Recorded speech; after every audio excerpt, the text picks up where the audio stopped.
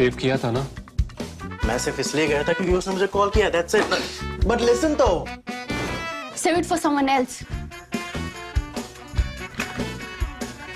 जिंदगी में सेव करना जरूरी है, मगर जब बात पैसों की हो सिर्फ सेविंग से काम नहीं चलेगा। इक्विटी म्यूचुअल फंड्स में इन्वेस्ट कीजिए और अपने सेविंग्स को आगे बढ़ने का मौका दीजिए। Mutual fund investments are subject to market risks. Read all scheme related documents carefully. Besides cricket, festivals and so much else, what's also on top of our mind, what's fighting for space on the top of our minds is also elections to the 5 states. Now, one of the 5, the small but important state, Mizoram, has already finished its voting.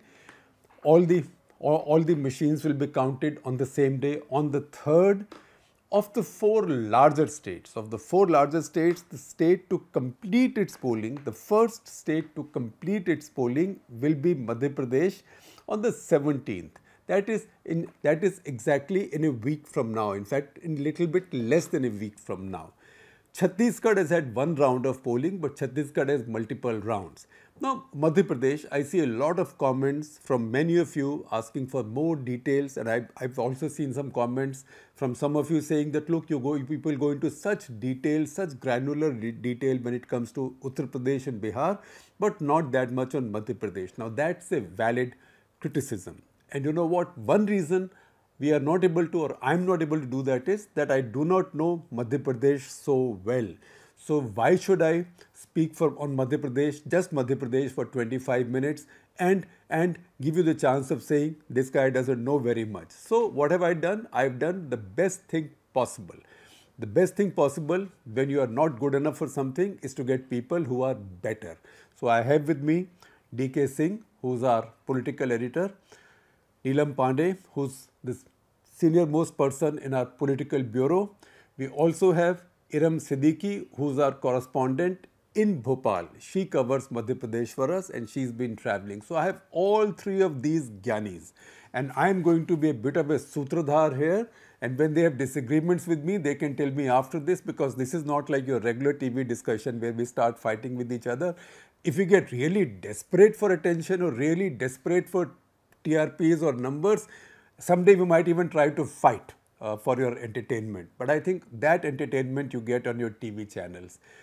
So today I will talk to them. They will explain Madhya Pradesh to us, why this state is so different. It is very important. It's a Hindi heartland state, but why you can't paint it with the same brush as, say, UP and Bihar. So first of all, DK, what is different with Madhya Pradesh so we can't, as I just said, paint it with the same brush as UP and Bihar? Actually, the crucial difference I would say is, since the Mandal days.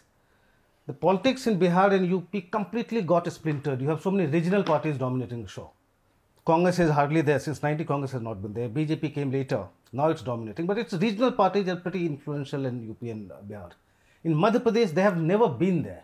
So what you call is regional parties, we can also describe as caste-based parties. Caste-based parties. That is Samajwadi Party and BSP, Yeah. Bahujan Samaj Party.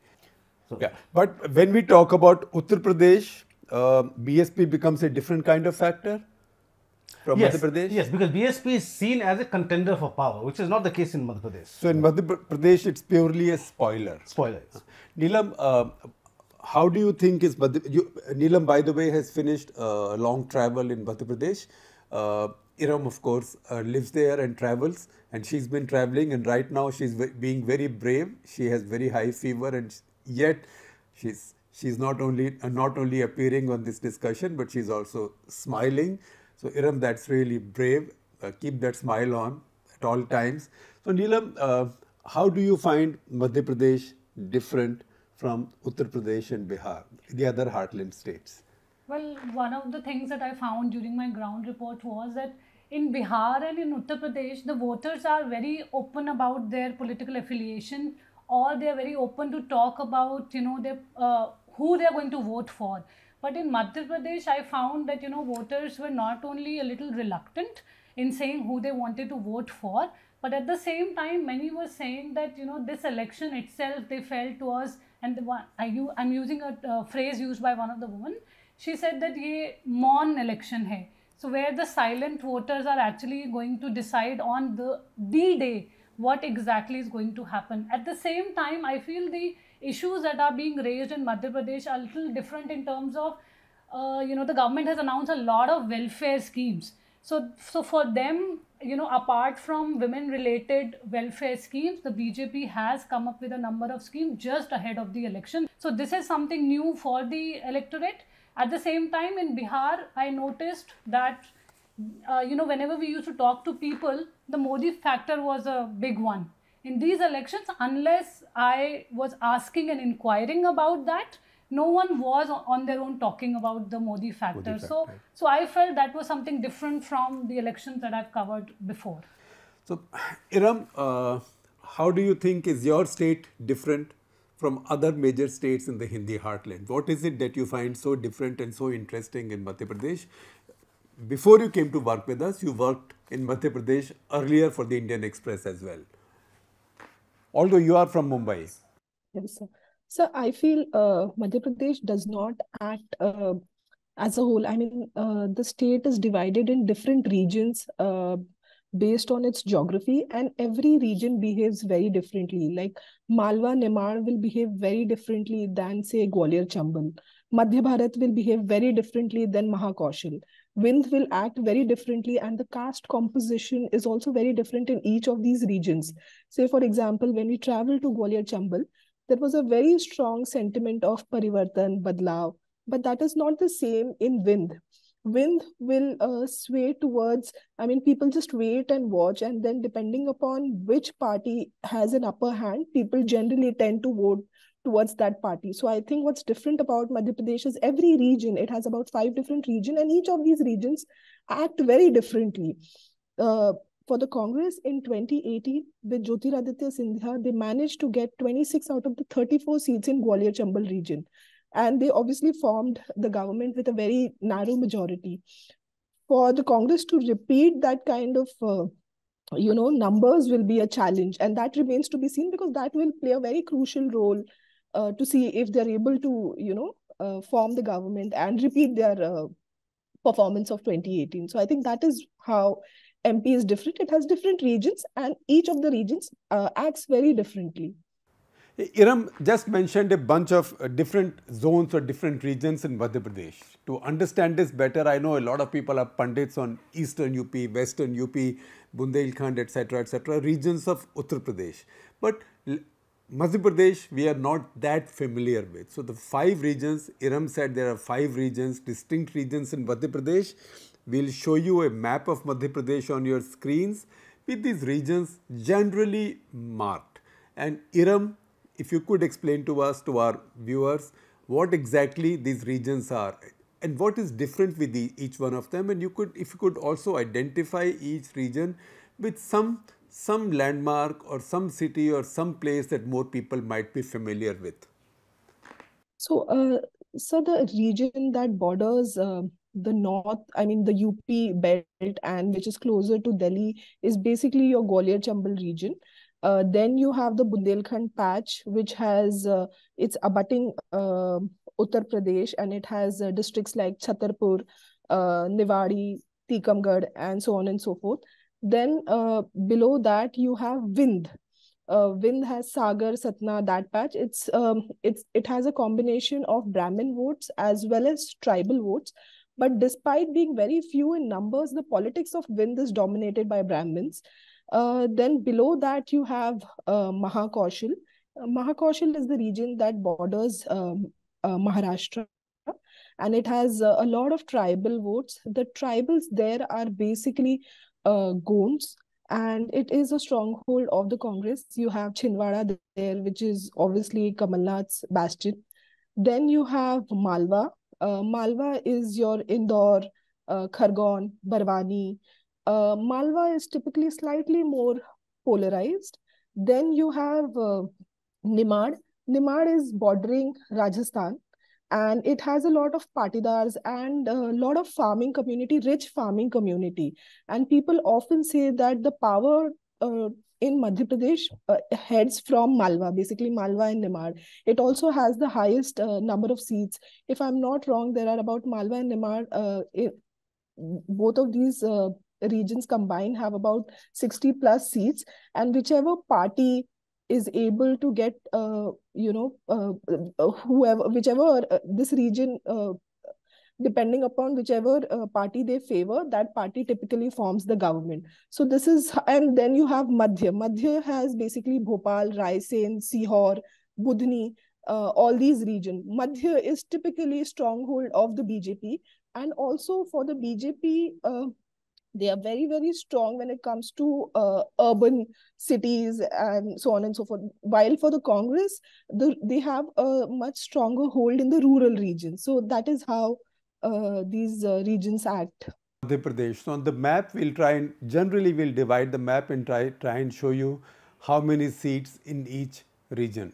Thank you very much, Iram. That's very important, and that's also very educative, because I am also not that familiar with the political geography of Madhya Pradesh, among our most important political states.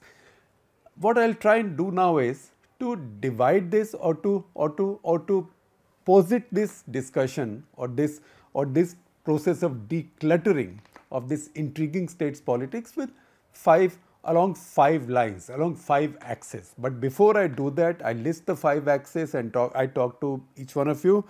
Before that, just for some data, in the last state election of the winter of 2018, when Congress formed a government, Congress also fell short of majority. It fell narrowly short of majority. It's just that it fell less narrowly short of majority than the BJP. So the majority mark is 116 in a house of 230. The Congress party got 114. That is 2 short of the majority mark. The BJP got 109, which is just 7 short of the majority mark. Now the surprise is that the BJP was not able to carry out an Operation Kamal at that point itself, probably because they could not break people away from the Congress party, and there were not that many independents and others.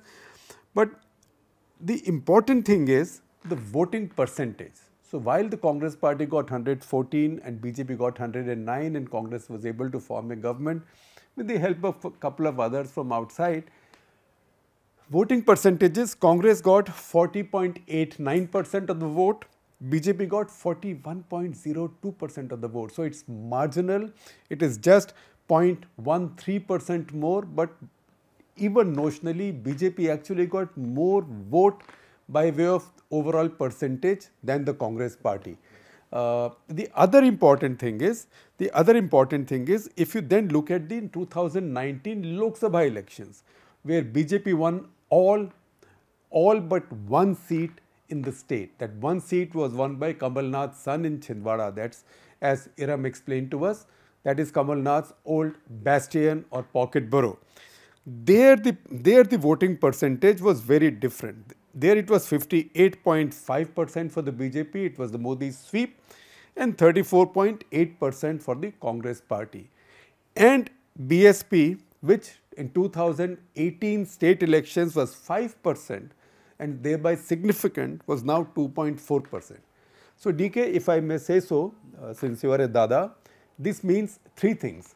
One, it tells us that Madhya Pradesh is a very polarized, it has a straightforward polarization, unlike Uttar Pradesh. Unlike Uttar Pradesh or even Bihar, because there you have a regional, you have a bunch of regional parties, each with their own vote base, SP, BSP, in Uttar Pradesh, RJD and Nitish's party, JDU, in Bihar and some other chota ones. But there is no A versus B. In Madhya Pradesh, it's a much clearer A versus B. So even when Narendra Modi sweeps it in his name in Lok Sabha elections, there is A versus B. So between the BJP and the Congress, they in any case gets about 93-94% of the vote. There is very little. So that's one important point.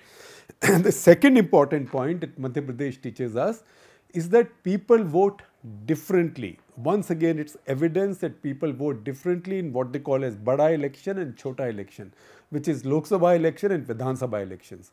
So in Vidhan Sabha elections, there was almost a dead heat between the two parties, Congress and the BJP, which is Lok Sabha election became 58.5 versus 34.8. So that was a big difference. The third thing is, and that's very significant, because DK said in the very beginning that BSP, it's a marginal party, but it takes some vote, it's a spoiler party. It got 5% vote in the last assembly elections, but only 2.4% in the last Lok Sabha elections, whereas the gain all went to the BJP. So it's reasonable, I'll make a reasonable presumption that the BSP vote left Mayawati and did not go to the Congress, as might have been the old understanding of Dalit vote going to Congress, but it actually went to the BJP. So am I right with those three formulations or not? Yeah, quite possible. So first, when we look at the data, this also shows the gradual increase in Congress's vote share over elections. So it has started with 32% to 36% or 37% and then 41%. So Congress has been gaining with each election. That is after they lost power under Digvijay Singh. Yes. So I'm talking about 2008, 2013 and 2018. So every year Congress has been gaining certain vote percentage.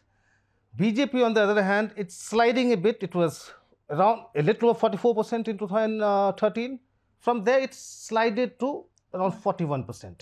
So there that anti-incumbency factor becomes very important, because again, consecutive governments and this slide continues, that becomes dangerous. And this is the fourth anti-incumbency. This is the fourth anti-incumbency. And the fact is that last time, the fourth term was actually arranged through Operation Kamal. Yeah. Right? And generally we have seen in BJP states where governments are formed after Operation Kamal, it leaves behind scars and damage, as we saw in Karnataka. Which is happening in Madhya Pradesh also. So, Neelam, go ahead. No, I was talking about this BSP point. BSP, if you look at the overall number, so Madhya Pradesh has about 1.1, 1.2 crore Dalits. Total BSP got was just 20 lakhs or 19 lakhs. Although BSP had contested on almost all seats. So not even 1/5 of the Dalits voted for the BSP. I mean, it's supposed to be, and then it might have got a chunk of Muslims, if at all. So BSP is not that important across Madhya Pradesh, but as I said, in Gwalior, Chambal, it's a local spoiler. It's a local spoiler, and it will become very difficult, because you are talking about the scars left by these Operation Kamals. Now, Chambal, Gwalior region is witnessing those scars now. So whether those Dalit votes will stay with BJP, will go back to BSP, or will move to the Congress. That will make a lot of difference. Neelam, what did you see on the ground there? So, you both of you were talking about anti-incumbency. That is something that is definitely there. While there is no anger towards Shivraj Singh Chauhan, personally, but people are talking about badlao, parivartan. These words were quite visible on the ground. At the same time, as I mentioned, many of the voters are, I would say, silent voters. Many are not comfortable to talk about the voting preferences as of now. Many are saying that the moment they start talking about this, politically it is not taken in the right manner. And hence they are saying that on the day of the voting, they are going to, decide their vote.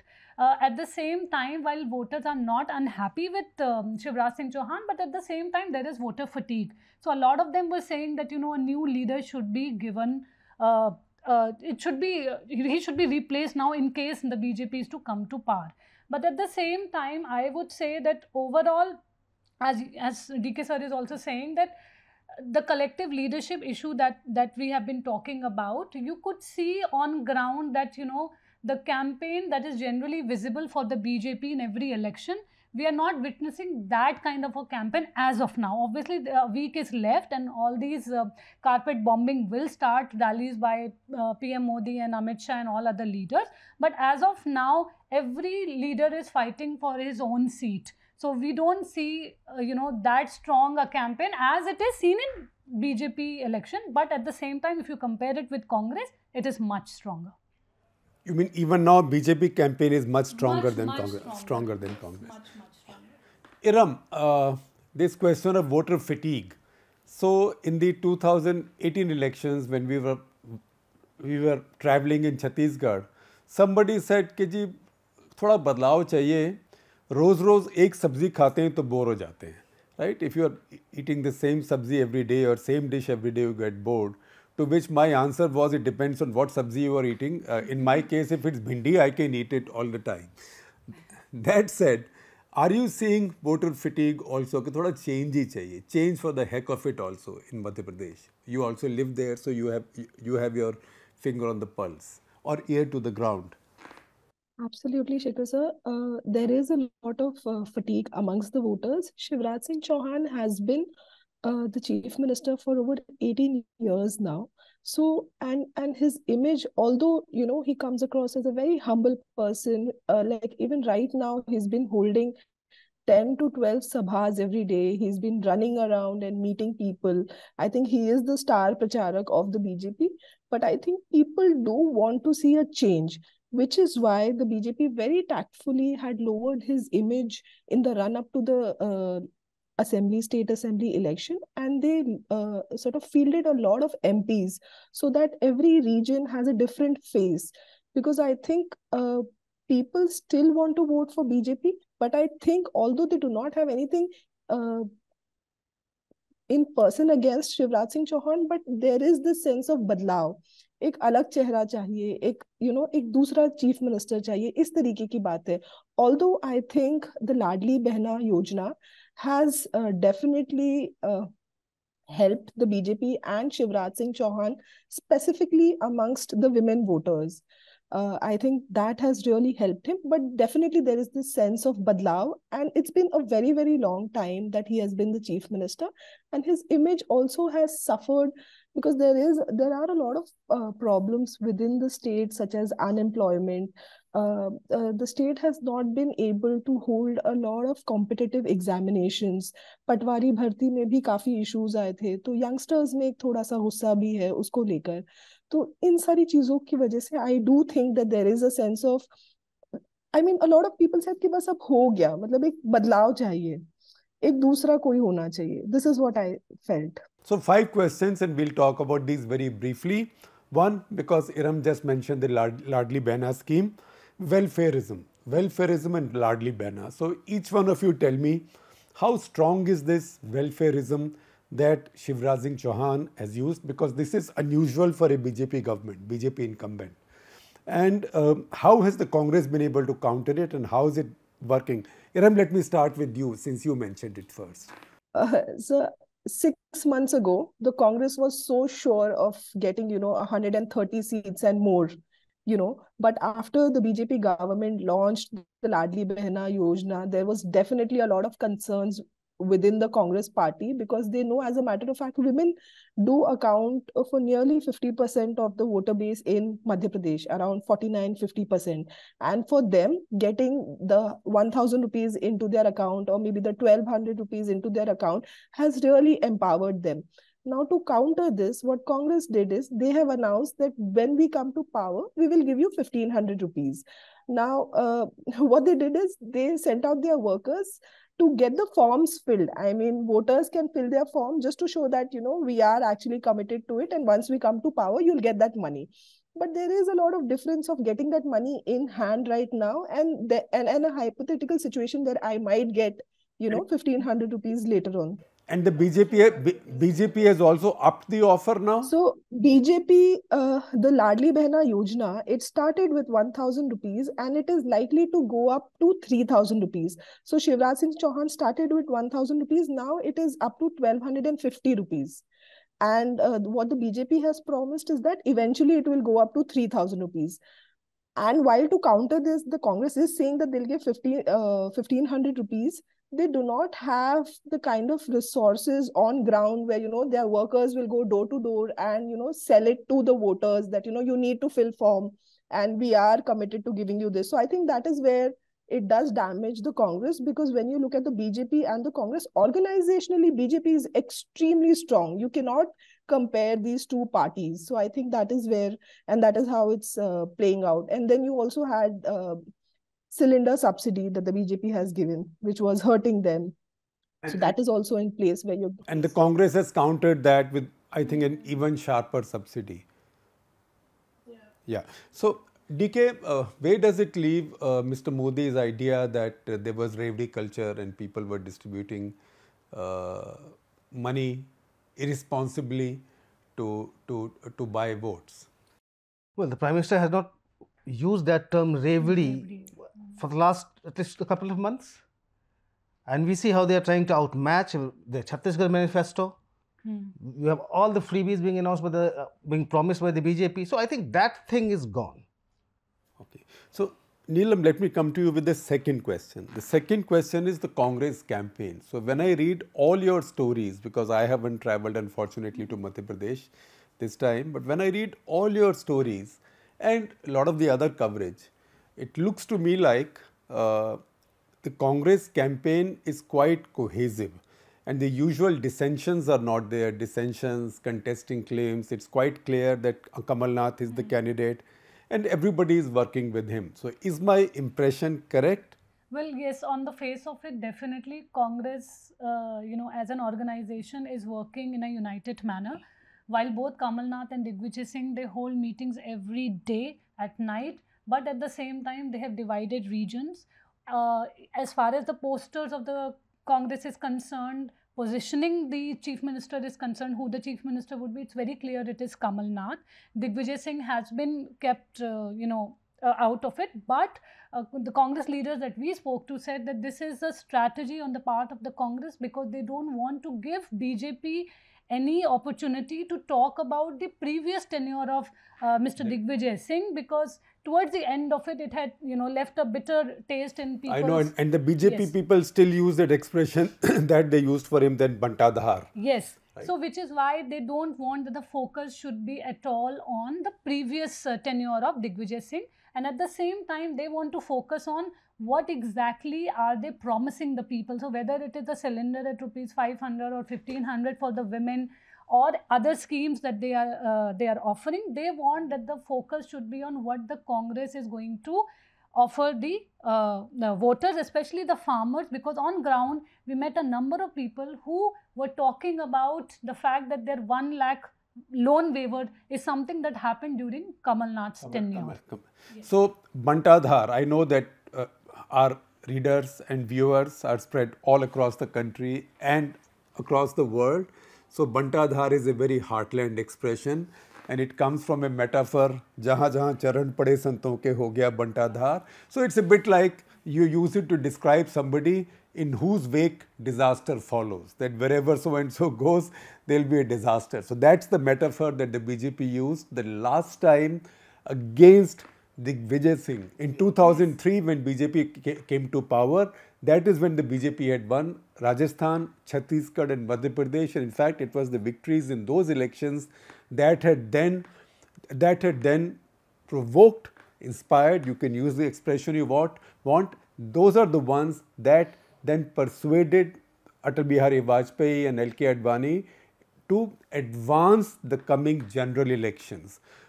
DK, how cohesive is the Congress campaign and how do you compare it with the campaign with the general Congress culture?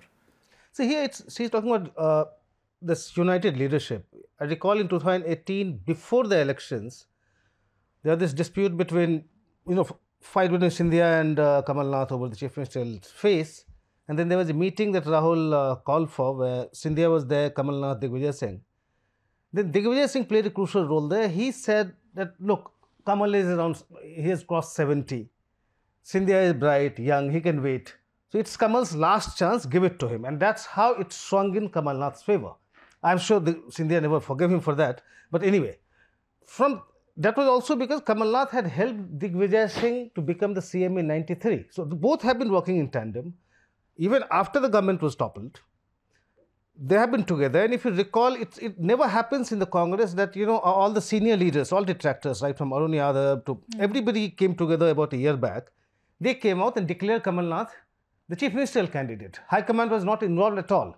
Maybe it's because of Kamal Nath's equations with the Gandhis, or probably they had no options, but they have left it to Kamal Nath all through. They never removed as the PCC chief. He became the state Congress chief way back in April 2018. So to that extent, it's more unified than even it was in Karnataka. Karnataka was not unified. Karnataka, it was like compulsion. Siddharamaiah was the popular face, DK Singh was the organization man. So there was this coordination, but there were conflicting ambitions. Conflicting ambitions. Here, there could be conflicting ambitions later, and they have not spelled it out. But the thing is, Digvijay Singh, Kamal Nath, they are 76, 77. Kamal Nath's son is an MP. Digvijay Singh's son has been a minister in Kamal Nath, was a minister in Kamal Nath government. So probably he would seek to play a bigger role. And looking at the future. Looking at the future. So that could be the understanding. The third question, Iram, I'll bring to you, which is BJP. BJP has gone with a collective kind of appeal, not an individual appeal.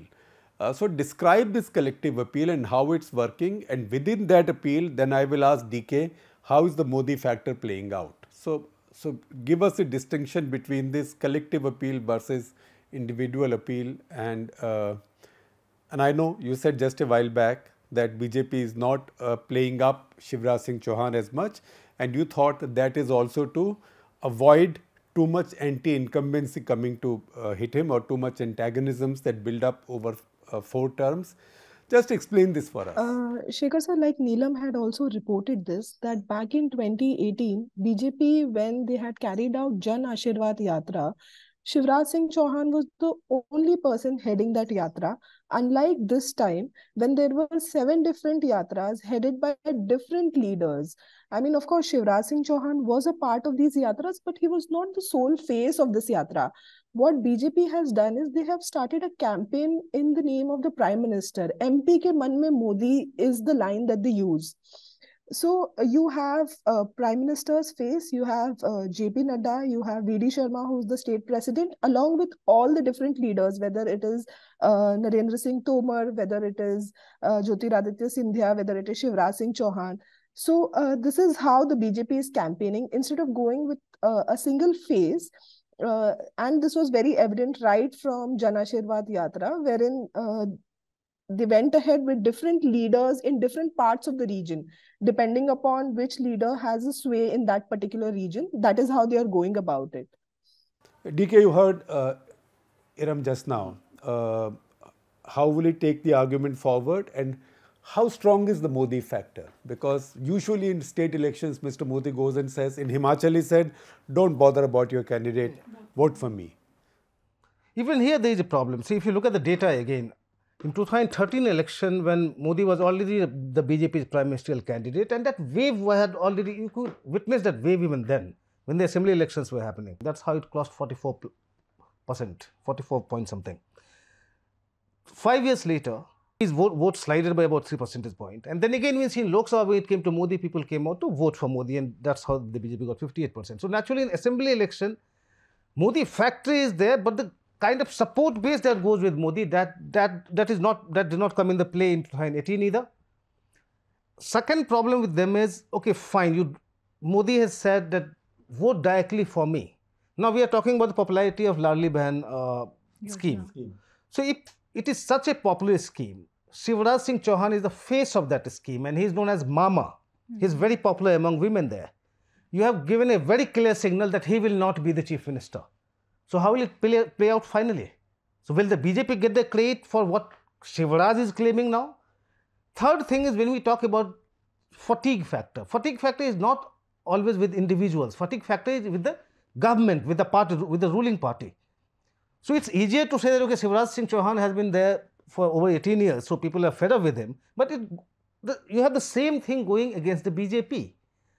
Fourth, who is the alternative? After Shivraj Singh Chauhan, give me one leader who can make you win, say, beyond his region. Maybe Jyotiraditya Scindia in his Gwalior Chambal region, but who else? Everybody is confined to his constituency or her constituency.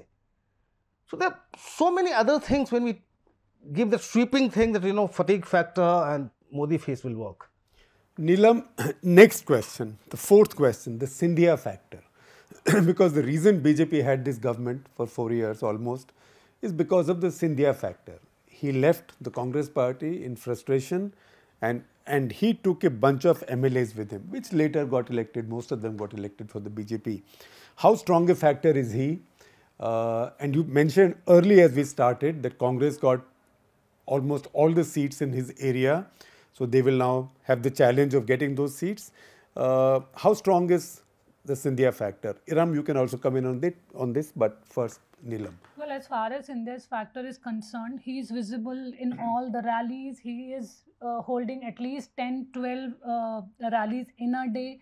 He's very active in all the BJP meetings. But at the same time, he has also managed to get tickets for his supporters, those who left the Congress and joined the BJP with him. And at the same time, as DK sir said, that if apart from Shivraj Singh Chauhan, there is someone that in Madhya Pradesh could be seen as a tall leader, then that is Jyotiraditya Scindia, and he's aware of that. Though in many of his interviews, he has been saying that he's not a CM aspirant and he's just working for the people. That is the image that he wants, to continue with, because he is here serving as the Union Minister in the Modi government. As far as Gwalior Chambal region is concerned, in the municipal election, the BJP had not fared well in 2020. I think almost after 55 years, BJP had lost that seat. But a lot has changed over, since 2020 till now. Right from Union Minister Amit Shah, he has been holding meetings with Mr. Scindia also. So the effort is now to ensure that they get many more seats than what happened in the municipal election. But at the same time, I would say Iram will be able to focus on this much more because she travelled in this region.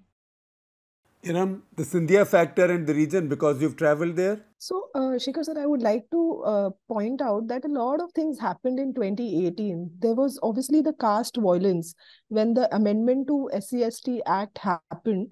On the 2nd of April, the region saw large-scale clashes, and the entire SC community went against the BJP and voted for the Congress. So beyond Scindia factor, there were a lot of other things that happened that led to the Congress winning those many seats there. And obviously, one other thing that Shivraj Singh Chauhan is always held accountable is that in the aftermath of those violence, he said, "Koi Maika Lal Arakshan khatam nahi kar sakta." Because of which a lot of Thakur community also opposed the BJP and they consolidated with the Congress. So I think a combination of these factors and Scindia being a potential CM face, having a single, man from that region helped the Congress in getting 26 out of the 34 seats there. But obviously the region, the Gwalior Chambal region is very aggressive. There is this gun culture there where people are very, how should I put it? They are very aggressive and which is what I felt, they hold these things accountable. Jaise, they'll tell you things like ki sarkar chhini gayi hai. So that sentiment is always there. When I traveled to Dimni recently, which is where Narendra Singh Tomar is contesting from, people told me things like, उनको खुद ही सोचना चाहिए, पहले वो घोड़े पे बैठे थे, अब वो गधे पे बैठ रहे हैं. So I think what has... If I may translate it, Iram, if I may interrupt to translate, because Hindi metaphor, our audience is very cosmopolitan, that people are unhappy that there's been a betrayal. Many of them see this as betrayal. This is the Chambal region, which has a gun culture, kind of aggressive politics and history of violence and aggressive attitude to life. In fact, many of our younger readers and viewers may not even be familiar with the fact that Chambal and the Bihar, this was the home of the dacoit gangs in India, because those ended almost 50 years ago. The biggest Bollywood hits used to then come out of the dacoit land, so that is over. So this is that region. Also, this is the region with where a lot of the lands are not very fertile, particularly the ravines, and that's why they are the exact definition of what is called as badlands. People think badlands is any area that is infested with crime, but badlands is basically area where land is not fertile. So this is that region. So I thought I'll just interrupt you for a second and explain this also to our readers in English or non-Hindi speaking readers. So people are now saying earlier he was riding a horse and now he's riding a donkey. So when BJP fielded MPs in the assembly election, it also sent a message to the voters that maybe the BJP is not in such a strong position. So I think while the BJP thought that it will help them counter anti-incumbency, I do feel that to a certain extent, the voters also felt that BJP is in slightly shaky position. And Shekhar sir, to answer your question, you were asking me how important was the Scindia factor. So, of course, in 2018, Scindia was the only young leader, charismatic leader who was a probable CM face, and that led to a lot of consolidation of votes behind him, with people thinking that they might get a CM from there. But beyond that, there were a lot of other contributing factors like the caste violence and Shivraj Singh's statement of Koi Mai Ka Lal Arakshan Khatam Nahi Kar Sakta, that led to the entire community, whether it was the SC community or the Thakurs, to go against the BJP and vote in favor of Congress is what I felt. And right now, the sentiment there is definitely of Badlav and the fact that the Congress was wronged. So I think this is how I look at the Gwalior Chambal region. I think another thing that we should look at is how will the Reserve Seats Act? There are 82 SC and ST seats in Madhya Pradesh. We should remember that in September 2021, BJP set out a massive campaign for the tribals, because in 2018, their vote share amongst the tribal seats went down substantially, both on the SC seats as well as the ST seats. So it also remains to be seen that over the past 2 years, the BJP has come up with a lot of schemes, whether it was Har Ghar Ration for the tribals, they enacted PESA for the welfare of tribals, whether these schemes have actually helped the BJP gain some ground amongst the tribals or no. So I think that is another factor that remains to be seen as to how the combination of reserve seats will work out, whether it will be in favor of the BJP or no. Well, that's great. The fifth question is on the economy. I will come to that and maybe I will try and answer that. Something I should also answer. I have bigger Gyanis with me. But before that, I'll also point out some other data to you. We said that now voters are making a clear distinction between the state election and the central election, Lok Sabha election. So if we look at the state elections, in 2018, Congress was ahead. In a way, Congress won Madhya Pradesh, Rajasthan, Chhattisgarh very decisively, Rajasthan a little bit decisively, Madhya Pradesh a narrow points verdict, right? That said, see the vote percentage that the BJP got in Lok Sabha elections that followed in each of these states. So we told you in Madhya Pradesh that the vote percentage was 58.5, coming up from 41%. In Rajasthan, where the Congress won a majority, a narrow majority, but Congress got power and has retained power since then in the state for the whole term. BJP in Lok Sabha elections that followed got 59.1%. That's a landslide, and that is while we are not adding the one seat won by a BJP ally, that is RLP. If you add that also, then the NDA in Rajasthan won 61.2% of the vote. That is a landslide anywhere. So a party, the BJP, could lose the state election and have been a landslide in Lok Sabha elections. Chhattisgarh also. Chhattisgarh, the BJP nearly got wiped out in the state elections, whereas in Lok Sabha elections that followed, it again got more than 50% of the vote. It got 51.4% of the vote, and Congress was down to 41.4. So once again, it's a very important health warning that these days what happens in a state election is not an indication of what will happen in the national election. That's why we keep on saying that to call these elections the semi-final is very wrong, because the last time somebody saw it like that, that was Mr. Vajpayee.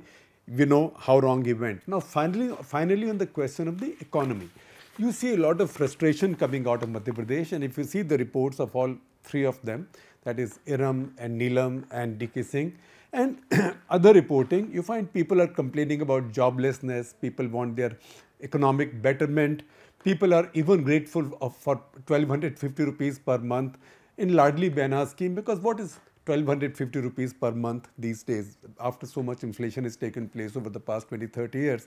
That's because the state has grown, but state has grown unidimensionally. The state has grown on its agricultural economy. So I will just give you some data, and 3 graphics will run on your screens as I complete this concluding part. So one, in Madhya Pradesh, agriculture has really grown. In Madhya Pradesh, between 2011-12 to now 2021-22, agriculture has seen a combined annual growth rate of what the markets call CAGR of 9.12%. You will see some graphics on your screen.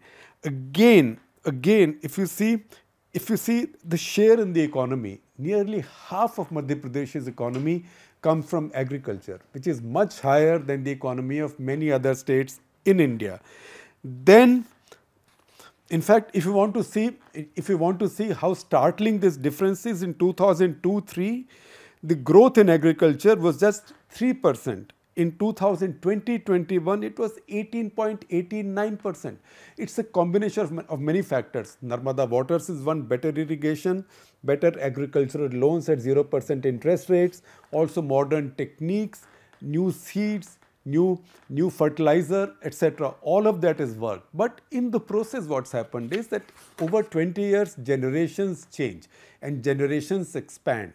So children come up and land gets divided. So per family income then goes down if you are purely dependent on agriculture. And also when you're using fertilizers and you're using chemicals, fertilizers, etc., then your costs go up, whereas it's not as if what you get for your agricultural produce is less.